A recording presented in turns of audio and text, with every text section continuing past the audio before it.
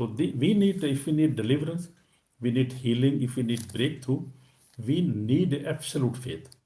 We need humility and persistence faith we need. Otherwise, we cannot receive our miracle. We cannot overcome our sinful desire. We cannot come over devil because we need humility in absolute faith. Hallelujah. God bless you, my sister, my brother.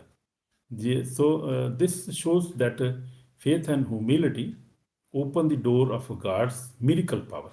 Hallelujah. So that is true.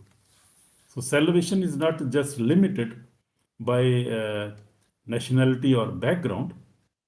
Jesus came for all people, for all generations, for black people, for white people, for every kind, for Asian, African, American, everybody need a salvation, and only Jesus can give us salvation.